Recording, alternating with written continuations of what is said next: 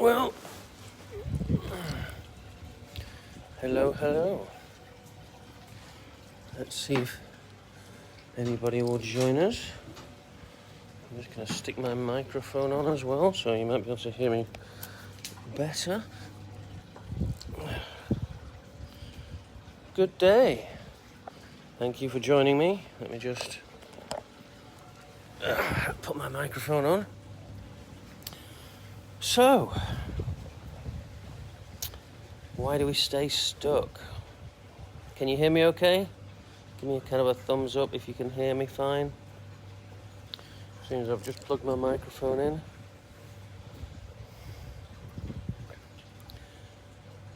So, I was kind of working with one of my clients this morning. Hopefully people can hear us. And I was tackling kind of their frustration with things not moving forward in their life, in their businesses, as quick as they would like. And one of the big challenges with frustration, about not moving forward as quick as you would like is basically lack mentality. You are recognizing, in essence, energetically, that you're not going forwards. And this is the dichotomy, because it is that which prevents us from going forwards, in essence. We don't get what we want out of life. We get what we expect. Hello. I can't see any comments, so I don't know if anybody's saying hi or anything. Can you hear me okay? Just give me a quick yes, can hear you. I just put my microphone on, so I just wanted to make sure it's working properly. So, if we look at our minds like a arm wrestling match or a tug of war, yeah, and it's basically a ratio.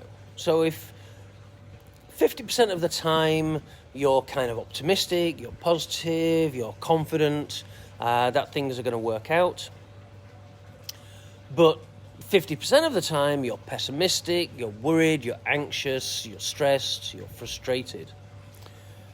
In essence, this creates polarizing tension.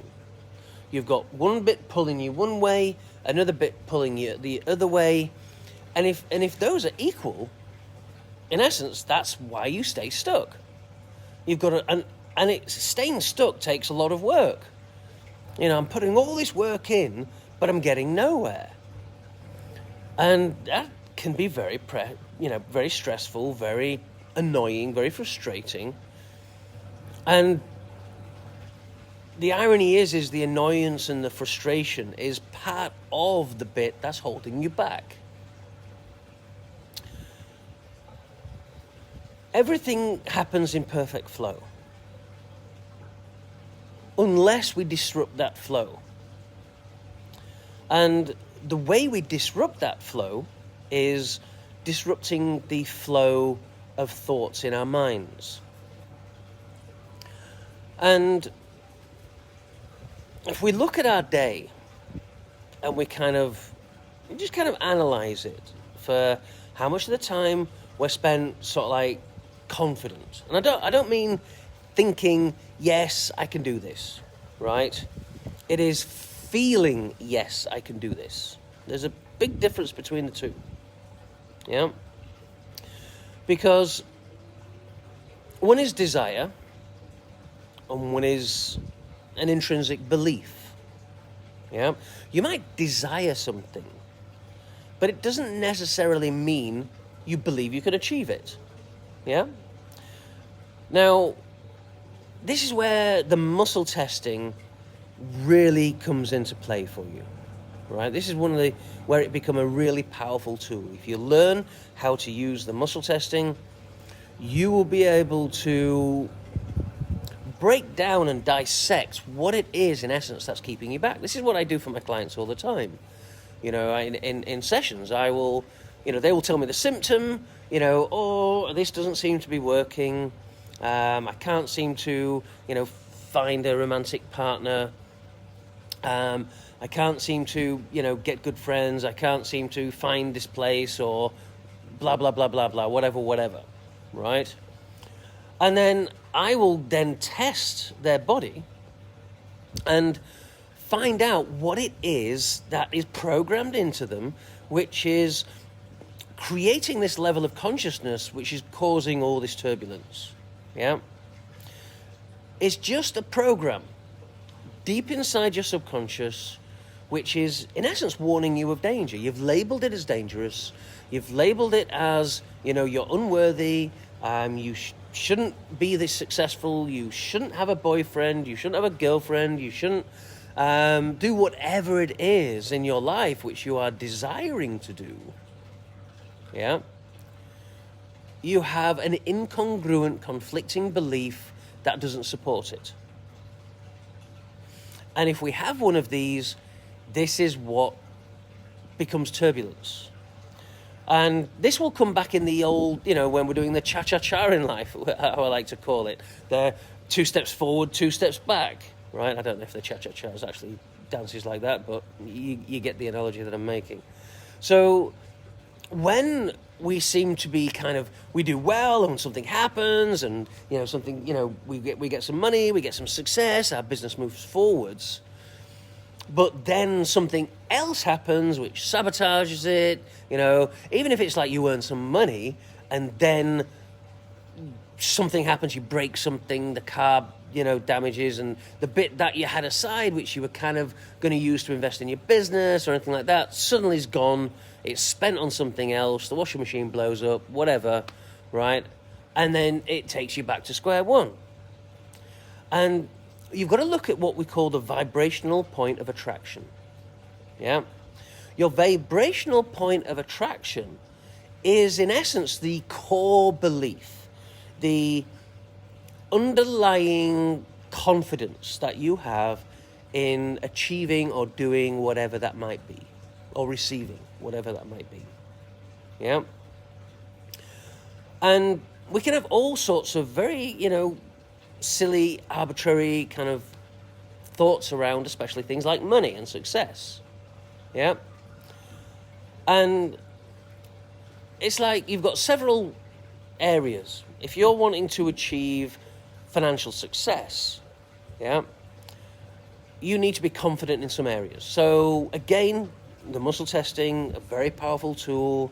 I'm going to be launching my training program soon. So just watch this space. I will be doing a very in-depth training program on how to do the muscle testing. There's various different techniques and processes. One of the keys is sensitivities around the muscle testing. Yeah. If there are subtle forms of desire, if you can't get around wanting one thing and not relaxing and letting go of what the end result is, that can cause challenges within the muscle testing. But if you once you master the muscle testing, you can test yourself. One of the key tests that I do for people is I completely love and accept myself now that I am comfortable and happy earning up to, and then you test, 10,000 a year, 20,000 a year, 30,000 a year, 50,000 a year, 100,000 a year, 200,000 a year, so on and so forth. Yeah.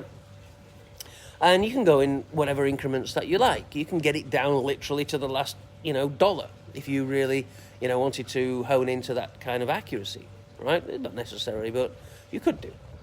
And you can test how much you are comfortable to have in your bank, how much you are comfortable to have in savings, right? How much you are comfortable to have in investments, right? How much you are comfortable to have in your business. And they all could be wildly different. Yeah. At one point in my past, I had a very comfortable situation with having money in my business.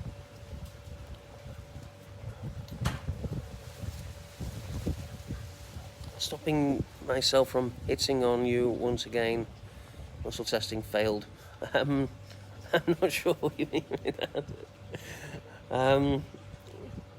But yes, subtle forms of desire, I suppose. But yeah, so test, if you're earning currently 40,000 a year or 60,000 a year or, whatever that figure is, it could be 500,000 a year. It could be 5 million a year. Yeah. But if you muscle test, I completely love and accept myself now that I am happy to earn up to, and you go up in those increments, everybody I've ever tested goes weak at some point in the process. Yeah. And if you're earning 40 grand a year and you go weak at 40 grand a year, well, that will give you some indication of why you have plateaued there. Because what you're doing, you've said earning, your subconscious has said earning above 40,000 a year is dangerous. You've labeled it dangerous for some reason. It could be that, there's just no fundamental belief in that, right? Which means, maybe you've come from an impoverished background, where your family only earned 40, 50 grand a year. Your mother maybe didn't work, your father did and worked tremendously hard. You hardly ever saw them. And he brought back, a modest amount. And what can happen to us is we can look at them and go, oh my God, he's kind of, destroyed his family life. He's worked every hour. He's stressed, is unhappy, is unhealthy, because he's been kind of grinding away at this job to provide because it's been the only option. And now what we get is installed in us is that to be able to earn that kind of money, we have to grind and we have to suffer and everything like that, right?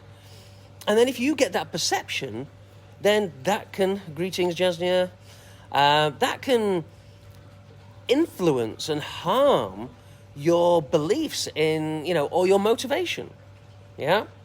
If you've got a belief that it takes, X amount of effort and you've got to kind of destroy your family life and this, that, and the other to achieve a certain level of success, and that's something you don't want to do, then that's what procrastination will kick in, yeah?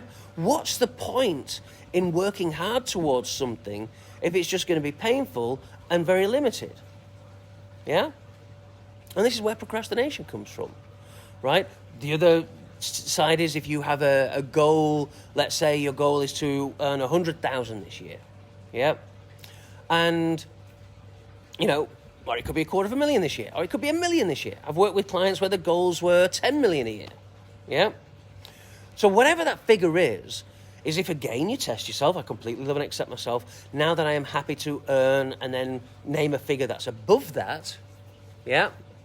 And if you go weak, it means there's a conflict, right? You are not congruent. There is not a programming system within your body that matches that. It's causing cognitive dissonance, conflict, yeah? And I'm not saying that if you muscle test at 40, you cannot earn 60, right? You can, and people do. But the challenge is lots of turbulence comes with it, yeah?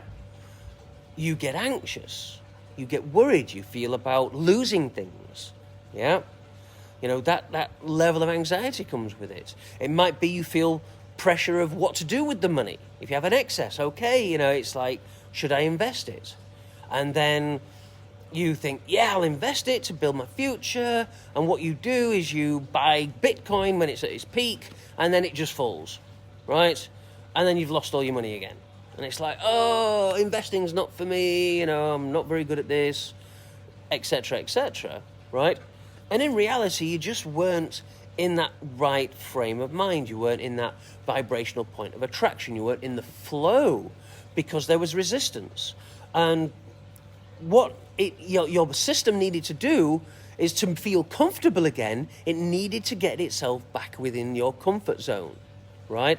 And that comfort zone isn't having this $20,000 in your bank account, right? Having that 20 grand in your bank account's causing you anxiety, right? It's almost, sometimes people feel that, the bank's going to take it off them, or the taxman's going to take it off. Someone's going to take it off. They're going to get ripped off, and then they end up doing, silly things. Well, Jasnia, I did muscle test whether I should come online and do a live, and it said that I'm going to give a message to somebody, so here I am.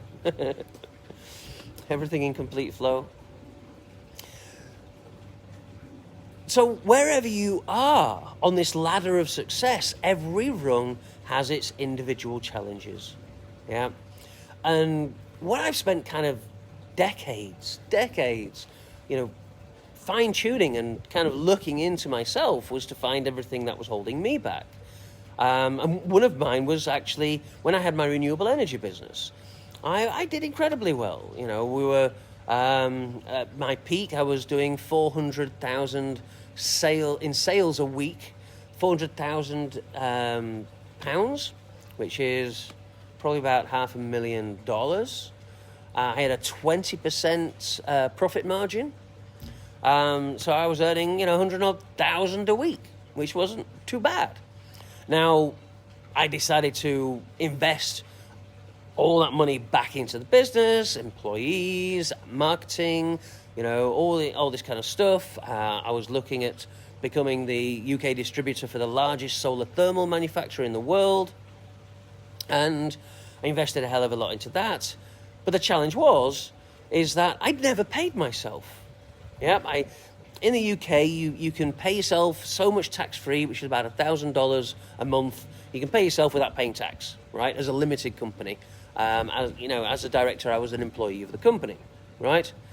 Now, in my thoughts, it's like, well, I'll leave the money in the company, I'll build the company, I'll get to the point where I'm earning, $1 million a week or $1 million a month or whatever, and then I'll start paying myself, in dividends. Which is a common way of doing it, yeah?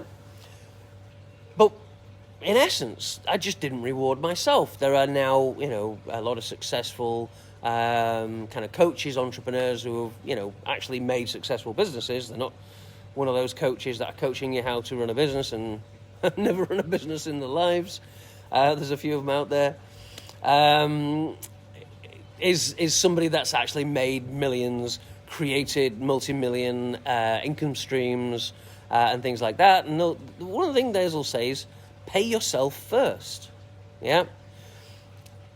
The road to success is a journey. And yes, you have to be kind of mindful about how you invest, but pay yourself, reward yourself, in little ways, whether that's going to a spa, hitting a target, buying maybe a car when you've hit a certain level of income, upgrading your house, which is kind of what I did here with, this place that I'm renting here. At the time, I couldn't really justify renting this place because I was spending a lot of money keeping my carvers busy. I was investing in other businesses and other projects. I've got about 4 or 5 at the moment on the go. And, they said no, the logic was like, no, I need to invest that money. When I did the testing told me that actually surrounding myself in abundance and surrounding myself in the opulence of the higher level of success would increase my vibrational point of attraction. So, because I follow my testing, I decided, to do exactly what it said. And hire the place when I should be justifying the money elsewhere in a logical sense. Not everything logical is correct. The testing has told me to do some absolutely crazy, daft, incredibly stupid things on paper, on first thought, but then magic and miracles happened, and in one case I ended up getting 3.6 million worth of crystal. On another one, it ended up me meeting the scientist that does the voice tech, and ended up me being their distributor and building contracts around that. It's just you've sometimes got to do things which seem a little bit crazy to get things which are crazy, in essence. So, since I moved in here, which was about 7-8 months ago, my income level has gone up accordingly. It did exactly what the testing said it was going to do. It was going to increase my vibrational point of attraction and therefore increase my net worth, my success, client flow, jewelry sales, projects, everything like that. Yeah. And you've got to be very careful. Sometimes you can take a step too far and stretch yourself. And that stretching yourself causes anxiety, that feeling of lack, that feeling of I've made a mistake. And when that creeps in, they say when doubt steps in, the dream walks out. Yeah? And that's because it lowers your vibrational point of attraction. So doing this in a very discerning, very methodical, very precise way is key. And this is in essence what I have been experimenting with, for the last dedicated 7 years, since 2014, when I was taught this technique by my mentor, Jack Canfield, Chicken Soup for the Soul. And it was actually, it was Jack's mentor who I was introduced to by Jack Canfield, who helped him launch Chicken Soup for the Soul. At that time, he'd been to 130 odd publishers, had been rejected, and with this testing process, found that he had a limiting belief that he shouldn't earn above $2 million a year. Now, probably to a lot of people, listening to this, $2 million a year is like, yeah, well, I'd be relatively happy at $2 million a year. But when the testing told him that his emotional glass ceiling for financial earnings was $2 million a year, he was a little bit like taken back. He was like, oh my God, actually, for the last 10 years, 10 years, he'd been fluctuating just below 2 million, like 1.9 one year, 1.7 another year, 1.8, then 1.7, then 1.9, then 1.8, then 1.9, and just fluctuating under 2 million. It's like this figure was this glass ceiling that couldn't be broken. And when the testing identified that, and then we kind of backwards engineered of what was causing it, right? And what it was is actually a belief around his father. His father thought, really wealthy people were all horrible people that treat people like crap to get there. And Jack's subconscious knew that and decided that earning more than 2 million, which was this figure that it put on it, was then going into the bracket where his father thought these were people, horrible people, and he'd be rejected by his father, right? Now, this is irrational. He knew for a fact he wouldn't be rejected by his father. But the subconscious mind is not a rational entity. Yeah, it just takes information and then overlays it with emotion. Yeah, it's like an augmented reality. Yeah, you don't see reality for what it is. You see for reality for what your fears think it is. Right? That just gets slathered over the top, and then your level of consciousness is modified. Your emotional matrix is then emotionally linked to results. Yeah? And when influences like people, like events, like not hitting a target, like hitting a target, like all of these things affect your limbic system, affect how you feel, that's when your sabotage kicks in. Yeah? That's when you start destroying things in your life to get back to that comfort zone. Yeah? And the challenge with these comfort zones is we're not often very comfortable in it. That's the irony, right? We're not comfortable in this comfort zone, right? It's like we want more, I'd rather be this successful, I'd rather have this level of earnings, I'd rather have, this kind of, romantic partner who treats me in this way instead of, the ways I've been treated before. And you end up getting them, and because your system's not used to having it, right? All sorts of crap starts coming in and, causing overlays, right? And that's at both ends of the scale. And that's when you don't have it, you've got all these feelings of unworthiness, feelings of being, not not accepted by people, especially if you're selling products or services and nobody seems to buying it, you can feel very rejected. Yeah, you can feel very disheartened. And then that self-talk comes in. Nobody loves me, nobody cares about me, nobody wants my services. Maybe I'm rubbish, maybe I can't speak on camera, maybe I can't do this, I can't do that. Yep. And then, your kind of motivational intrinsic will step in and go, no, I can do this. There's plenty of room at the top. I know I can do this. If he can do it, if she can do it, I can do it. And then you get motivated again. And then you go through a lot of activity. And then activity doesn't bring the results that you want. And that destroys you again. And then you're back down at this low ebb. And this is the roller coaster ride. And if you're having this roller coaster ride in any aspect of your life, it will mean you don't have belief systems that support what it is that you're attempting to step into. Yeah? This is what people call proof of power. The proof of power is being in complete alignment with what it is that you want to achieve. Yeah? If you're not in complete alignment, all you're going to get is turbulence. Yeah, you're going to be 2 steps forward, 2 steps back. 1 step forward, 3 steps back. 4 steps forward, 2 steps back. Right?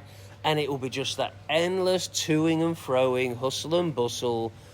And when we look back over the last year or the last 2 years or the last 5 years or whatever that might be, you will find that on average, you've been pretty much the same.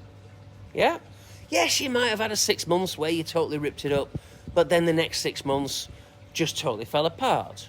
Yeah, and something happened and you lost money and somebody ran off with it and someone stole from you and somebody ripped you off and blah, blah, blah, blah, blah, blah, blah, blah, right? And all of this is just feedback. Yeah, that's what you got to remember. Everything is just feedback. When an archer, a sniper, or whatever, wants to hit a target, right? They will have to do sighting shots quite often. The wind, the distance, the different elevations, right? And you'll find they'll take a shot, see where it lands, adjust and take a shot, right? And that's like what life's all about. Life's all about constant readjustment, right? But if you get too emotionally involved with these emotional adjustments, these, incremental adjustments, we can start beating ourselves up when we don't do something, or if we do something wrong, it's like, oh, why am I always doing this? I'm always doing this. I'm a bloody idiot, right? And guess what? Look at your subconscious mind like the proverbial genie from the lamp. Yeah, you rub the lamp, out pops the genie, right? In fact, I watched the Wish Dragon last night, which is just an Aladdin but rewritten in many ways. And it's like, your wish is my command, right? And, one thing you'll find in all of these kind of films that you've got 3 wishes, you've got to be incredibly careful what you wish for, right? Because you might just get it, right? So if you treat your mind like this proverbial genie, right? And it's a genie that doesn't discern about what it is that you do and don't want. It just listens to your instructions. So when you turn around and go, oh, I'm an idiot. I'm always doing stuff like this. Why do I always do stuff like this? Your genie will go, well, your wish is my command. This is why you always do it. See, you've done it again. Look, I'm going to organize all these circumstances so you do it again. Right? Because the instruction to the mind is, why do I keep doing this? I'm always doing this. Right? Remember, abracadabra. It's Aramaic for I create what I speak. So what are you speaking into existence? On a moment by moment, basis. Yeah? A lot of you will probably, perform rituals and various kinds of magic, and, they say, meditation, prayer, if you find time to spend 15 minutes doing it once a day, once a week, whatever it is, you're doing it wrong.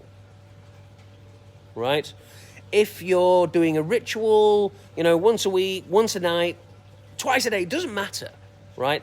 How many times you're doing this magical ritual, lighting candles and all this kind of stuff, right?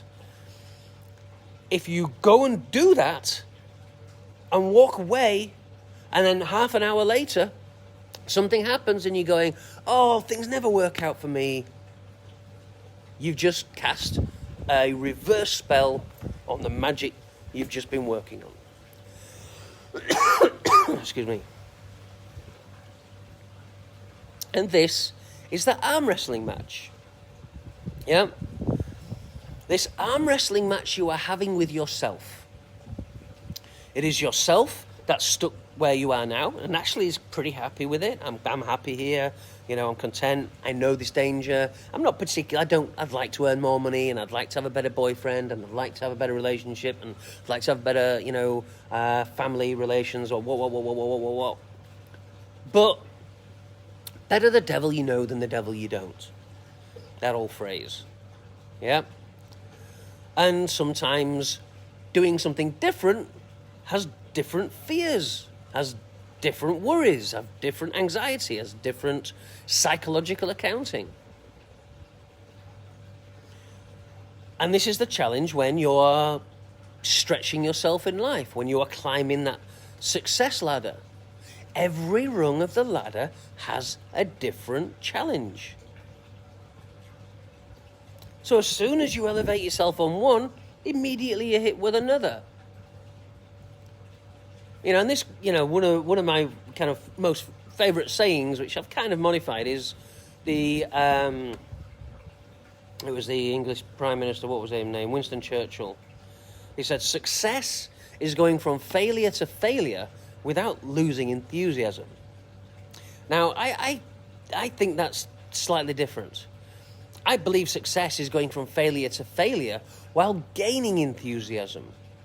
And the reason why I believe it's while gaining enthusiasm, because if you treat life like an experiment, right, a bit like the Edison attitude. When Edison was asked, you've done 600 experiments and you've failed at them all. And he went, no, I haven't failed once. I have successfully eliminated 600 ways this won't work, leading me inextricably closer to the way that will work. And that's what I mean by everything's just feedback. Yeah? You take the feedback, you do something happens, you get feedback, and then you go, oh, okay, interesting feedback. Right, I shall do it like this now. And then, oh, that's better feedback. Right, let's do it like this now. Oh, that's worse feedback. Let's go back to this then, right? And that's life. Life's an experiment. But the challenge is success is directly correlative to your emotional and mental state. And if you allow some of life's challenges or things not moving as quick as you first wanted them to, right, then you can allow that to affect your emotional and mental state, which then affects your vibrational point of attraction. Yeah? But if you work on pronoia, that the universe is conspiring for your benefit, then no matter what happens, everything is motivational, everything is amazing, everything is fantastic. Yeah? One of the biggest challenges, especially with building success, is everybody wants to get rich quick. They want overnight success. And the thing is, and this is where, it sounds counterintuitive, it sounds an oxymoron, right?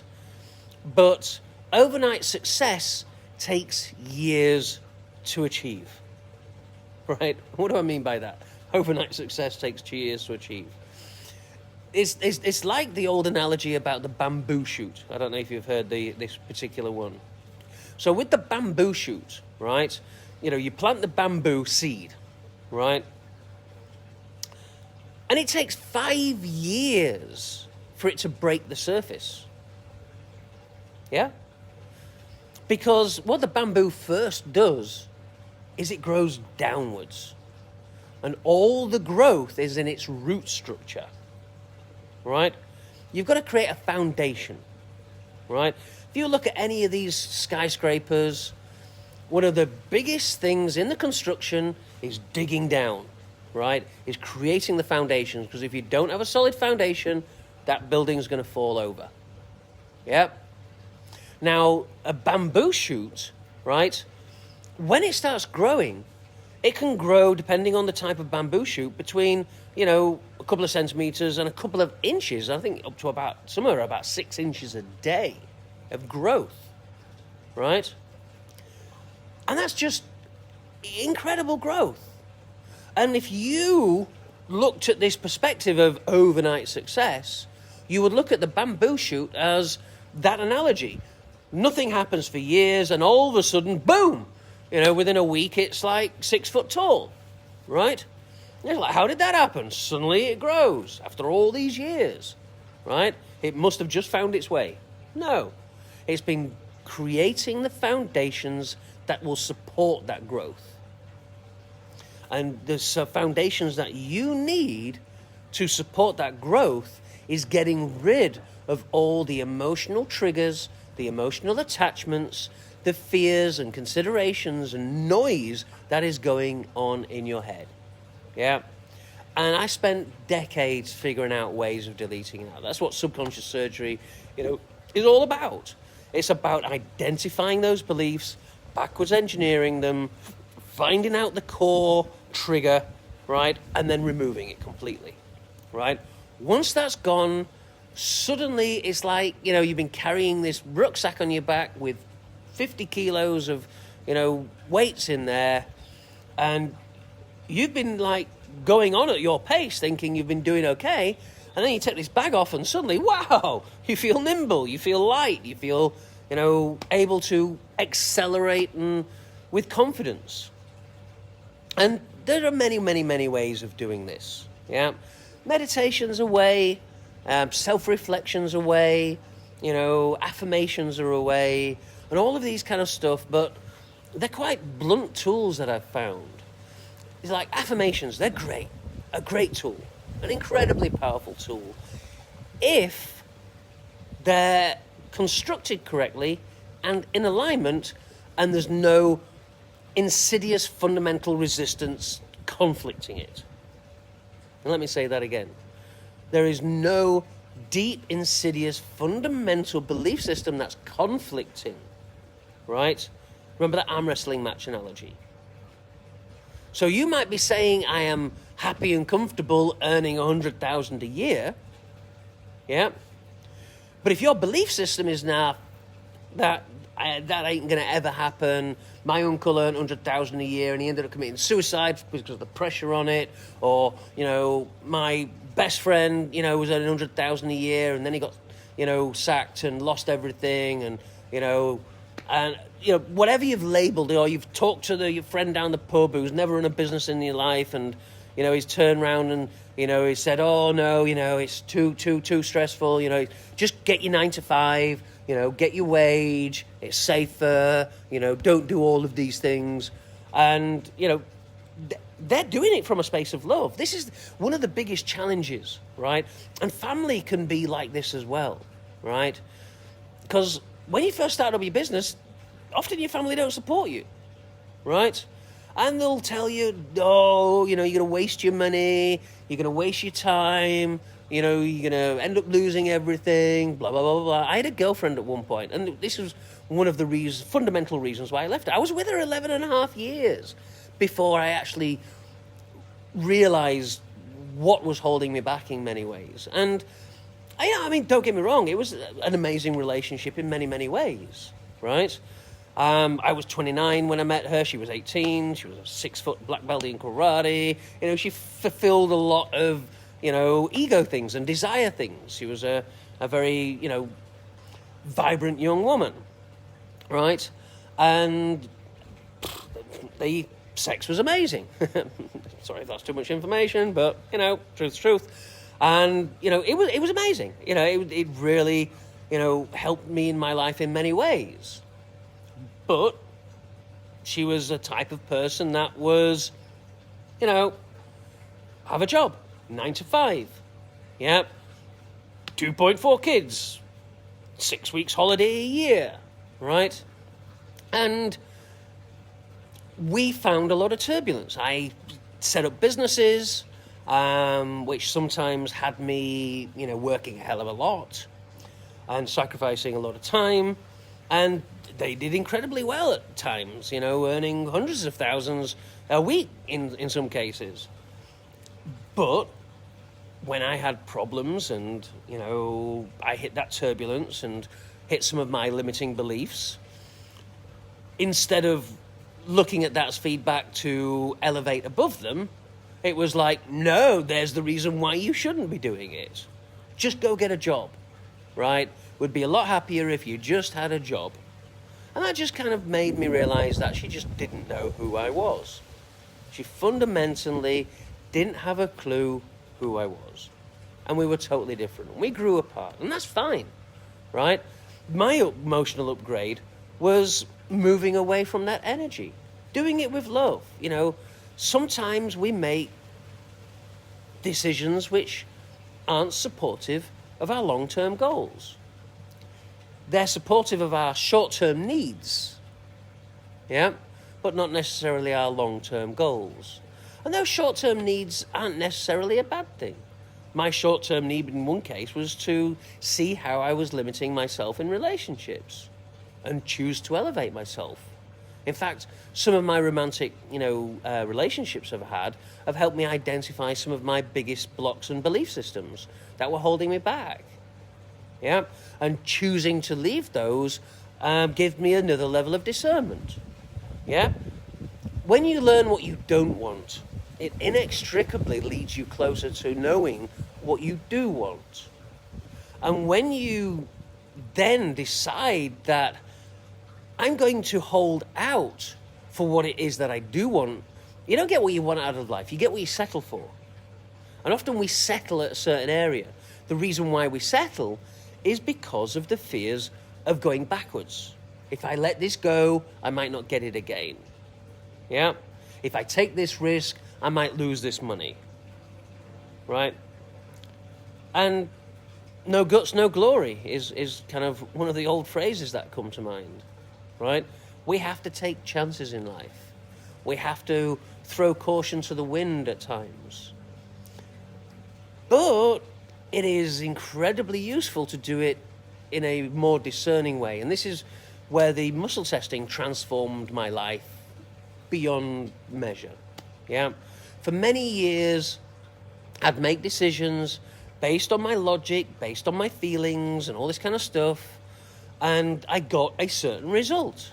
And that result was mixed. Sometimes I got great success, and then I got great abject failure, if we look at it in these normal terms. Nice to see you, Mara. Peace to you too. Hi, Kimberly. Thanks for joining us.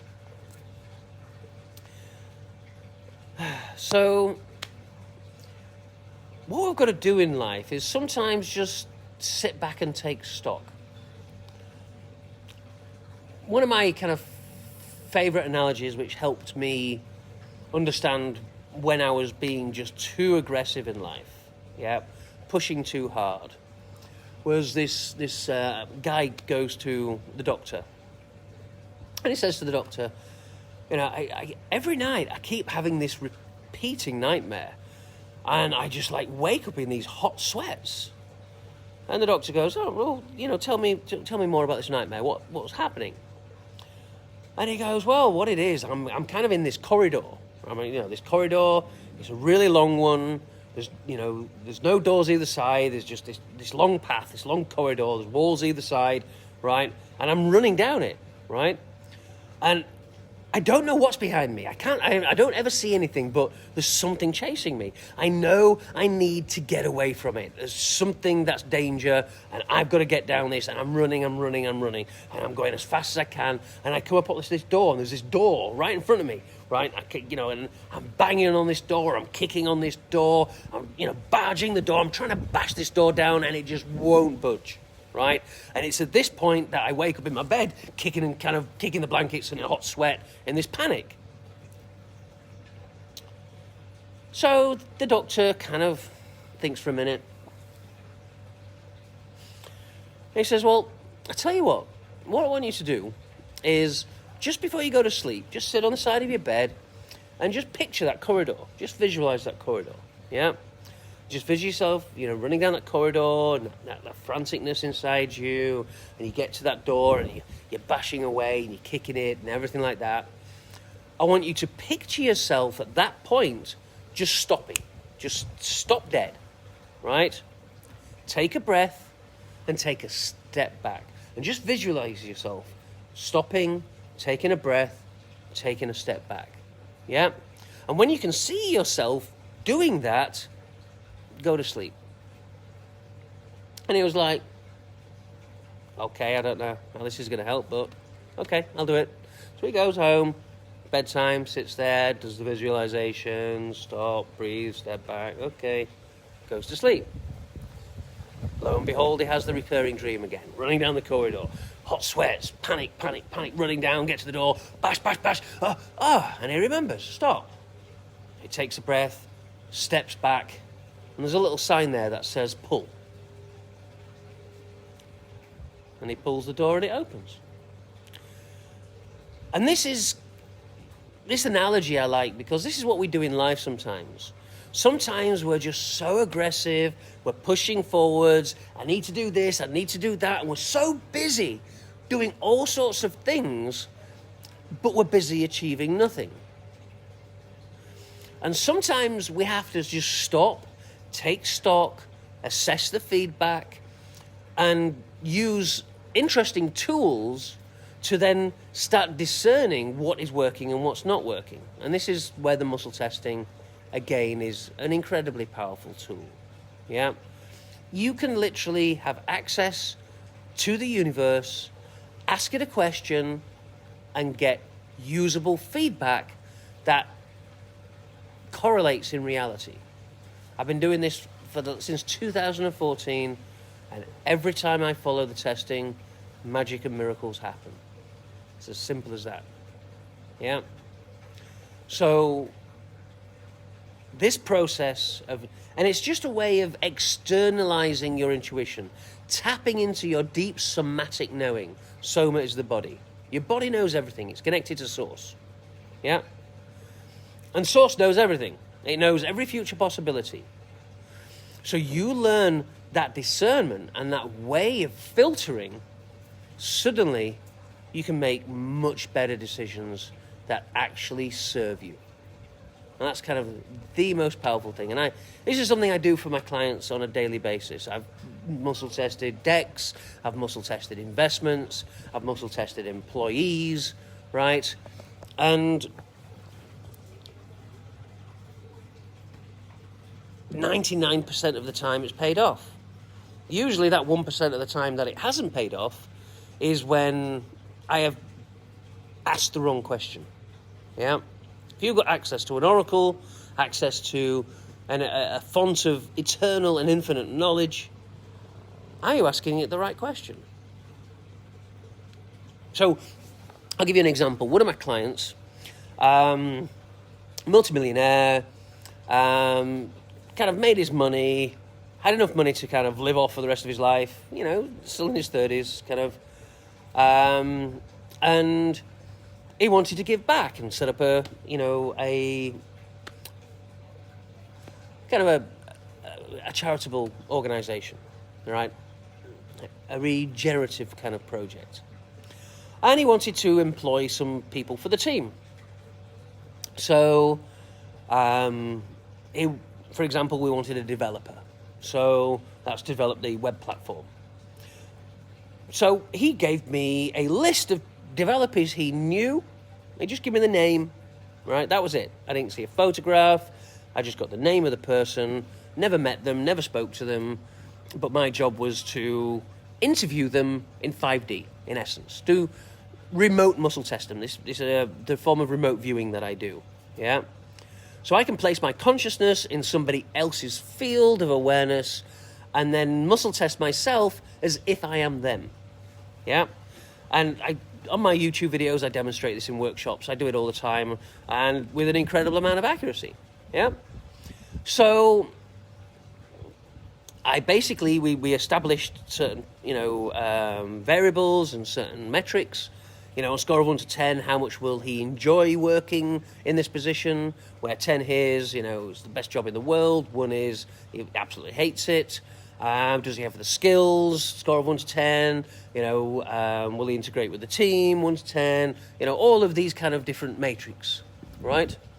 And out of all the ones that we tested, 1 came out top. One of the wrong questions that I thought we were asking, which transpired actually to be proven correct later on, but that was a limiting belief that they had about spending money, the entrepreneur himself. But basically, he wanted me to test what is the minimum amount that we can offer them as a wage for them to take the job, yeah? Whereas I thought the best question would be, what's the most efficient amount of money to pay them where they're happy and comfortable and most productive, yeah? In other words, we get the best return for the investment, right?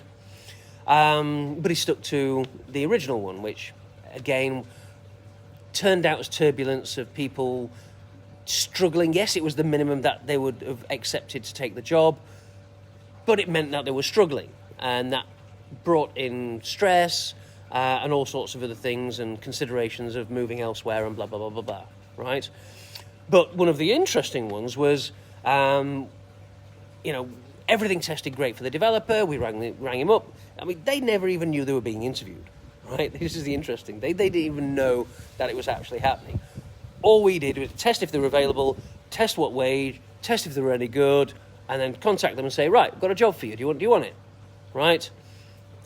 Everyone that tested available and everything like that said yes, took the job. Right? The amount of people that turned around and went, I'll do it, but that is the minimum, that amount. Once I've proved myself, I hope I can earn more, that kind of stuff. That turbulence came out at the beginning. But after the first month, the developer, basically, he had family challenges, something was going on in the background, and he was like, look, I've got some things that I've got to deal with, we're going to be moving house, moving state, blah, blah, blah, blah, blah. I'm just not going to be able to do this job, right? I'm going to have to, apologise and go. So we did a load of testing, found another developer, employed him. Again, everything that we tested, bang on perfect. Except again, 1 month later, it was like, look, I've been headhunted for a different job. They've offered me double the amount of money than what you're paying me. And I know this is a charitable organisation. This guy was a super awesome developer. And somebody else had recognised that and offered him what he was really worth. And he just couldn't afford not to take it. It was like, I'd be stupid, right? So sorry, he's got to go.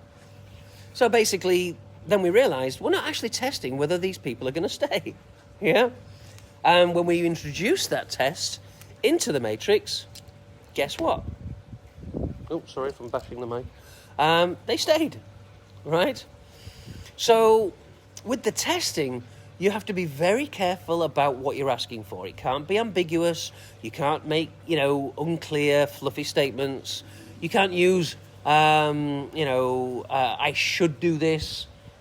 Should is, what does that mean? What does should mean, right? I should get this, investment. Well, the universe doesn't understand what should means, right?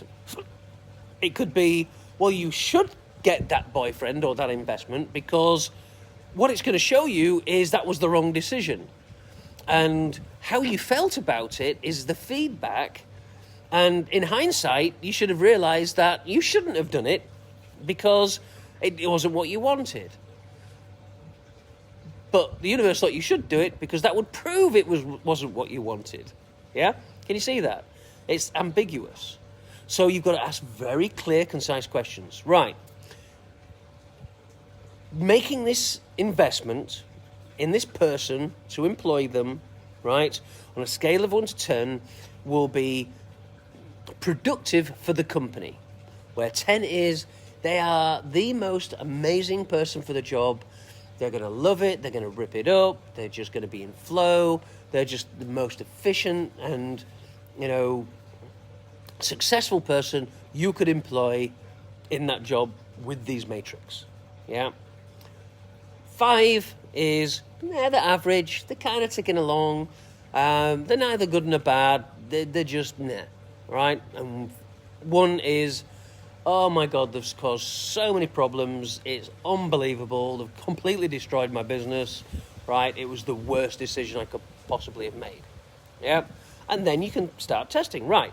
So they test between 1 and 5. No, okay, so they test a 6, they test a 7, they test an 8. Oh, I'll get an 8. Right, okay. So this person, they test a blah, blah, blah, blah. Oh, they test a 9. Right, great. Oh, they test a 4. And then you can start differentiating and categorizing and breaking things down, right? But this is kind of a little bit more advanced. The first things that you need to learn is the introspection on yourself. Test yourself, right? On a score of 1 to 10, my alignment in achieving this financial goal this year, where 10 is I'm going to blow it out of the water, effortless and easy. I'm going to double it, triple it, beyond my wildest dreams. Yeah. 5 could be I'm going to hit it on the nail on the head. I'm going to hit it, bang on. Right? I'm not going to go above it. I'm not going to go below it. I'm going to hit it bang on. Right? And then 1 is that you're just not even going to start. You're not going to get anywhere near it. Yeah? And again, test that. Right? See what your body says. Now, if your body says it's a 9, right? And then you go to do that and you don't achieve it, well, this is some of the sensitivities, right? There may have been a subtle form of desire. Your desire to achieve it might have, in essence, given you a false positive. It's overrided it. You've not recognized it. Because sometimes in the background, you've got this little voice going, no, it's not going to work, right? But you're going, no, I want it to work. I want it to work. It's going to work. It's going to work. Yeah, it's going to work. Yeah, I get a 9. See, it's going to work. I've just proved myself right. And actually, you're full of shit. You know what I mean? The voice is the bit in the background you should have been listening to, right? And this goes back to the beginning of this live, talking about this arm wrestling match between, the 2 steps forward, the 2 steps back. The, yes, I'm optimistic. No, I'm pessimistic. Yeah? And you've got to weigh up that ratio, right? And you can measure it as a ratio. You can do it as a what I call my sliding scale, right? Where 10 is you're 100% positive, 1 is you're 100% negative. So if you score a 4, it means that you are 60% negative, because you're on that side of the scale, yeah, and only 40% positive, right? And if on that scale, usually what happens is you're kind of slowly going backwards, right? You're working hard, you're pushing forwards, you'll go forwards 2 steps, then you'll have 3 steps back. Yeah, you'll have 2 steps forward, 1 step back, right? And you will have that dance, which basically is slowly going backwards. Your investments will be going down. The situation will be degrading. Your business sales will be going down. Yeah. Now, if you measure the other way, if you measure, let's say, good morning, bud, how are we doing? If you say that, let's say you want to achieve this and you score a 6 out of 10, right? Well, that means that you're 60% positive and 40% negative, right? But that means you're only gaining 20% traction. You take the 40 off the 60, what you've got left is the traction you'll be gaining, right? And in some ways, you're only just above 50%. 50% is like half of the time you're positive, half the time you're negative. And this is the roller coaster ride, Yeah, everything's going good, I'm up here. Something goes bad, I'm down here. Because your limbic system and your emotional matrix is linked to what's happening. Yeah? When you are an experienced and mature entrepreneur, you don't get the highs, but you don't get the lows. You just tick along.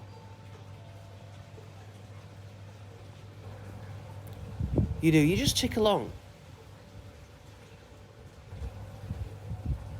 Everything's just, it just is what it is. You lose a client, brilliant. I'm excited. I'm excited I lost that client because that makes way for a better client. Maybe I wasn't serving them. Maybe I wasn't the best person for them. Yeah? Maybe this is a beautiful mutual separation, right? And this is what was meant to happen, right? It's best for them, it's best for me, best for both of us, and you've got to empty your cup to fill your cup. That makes sense? You know, nothing ever leaves you that is meant for you. And the lack mentality in us is the one and the bit of us that mourns its loss, is regretful of our mistakes. Yeah? That beats ourselves up for making that bad decision. When in reality, it was just a decision, it was just feedback and successful learning. But you only successfully learn when you can be grateful and happy for everything that looks like a challenge. Yeah? When you lose that client, when you lose that contract, when your car breaks down, when you hurt yourself, I am grateful. Sounds insane, I know. Yeah? But I live on that pronoia. The universe is conspiring for my benefit. So I had an appointment, I had to go to meet somebody, I went out and my car tire's flat. Thank you, universe. I don't know what it is that you prevented from happening, but I'm grateful. It could have been that I went through a green light and a truck came through and killed me. And on that particular timeline, I would have died. But the universe was like, that's not meant for you right now, right? Let's just give you a flat tire just to slow you down a bit so that doesn't happen. Yeah? Let's get rid of this client because you're putting a lot of energy in there because this client is really waiting for you and you're going to have such better rewarding time. Yeah? You know, when I lost my hard drives in Athens, right, with all my videos from all my talks and, you know, all my travel and drone footage and this, that, and the other, right? I had no feeling of loss.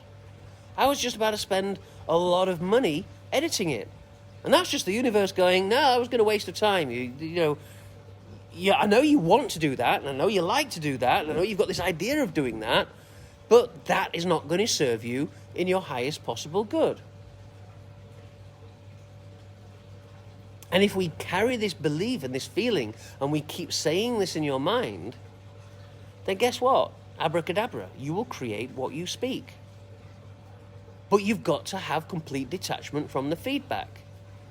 Because if you lose something and you feel that loss and you get devastated by the loss and you focus on the loss, all you're going to experience is more loss. You're not going to open yourself up for the blessing that came with it.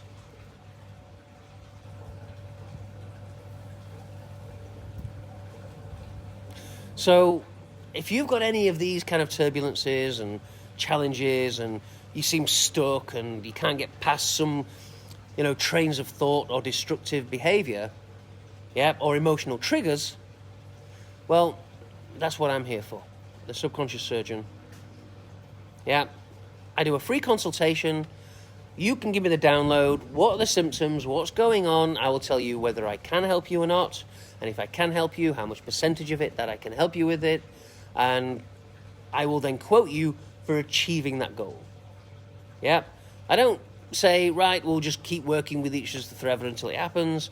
I can literally, because I can test the universe and the universe knows everything, I can ask it, right, to work with this person, to help them achieve this goal, how many hours of work, over how long a period of time will it take to reprogram their brain and get them into that state of mind? And it might tell me 1 session, 5 sessions, 20 sessions, whatever. It might be over a week, 6 months. I've had clients which have been like 30 sessions over 18 months. They've been really successful entrepreneurs that are building things, and they're wanting to grow very aggressively. Yeah? And if you do, you've got to be able to get rid of this crap that gets in your way. If you just hit it and you allow it to stem your flow, then that's when you won't gain traction. So, unless you have any questions here from whoever's here watching, then I've got a few things to do in 3D myself. I've got some amazing, beautiful Siberian blue jewelry, which I'm going to be doing an offer on. They've been in my safe. Well, some have been on my altar for a while. All of them have been on the altar, but some of them I put in the safe, and I just forgotten about them. They've just been sat in there doing nothing. I was having a clear out the other day, and so I'm sorting them out, cleaning them up, polishing them, cleansing them, and I'm going to do some videos, and I'm going to do some really amazing special offers on some of our most high-end and amazing pieces of Siberian blue jewelry. So watch this space. That'll be coming in the next couple of days. So I love you. I appreciate you. And if you want to know about anything more about what I do, just reach out, send me a DM. Let's have a chat, and I can tell you all about it. All right.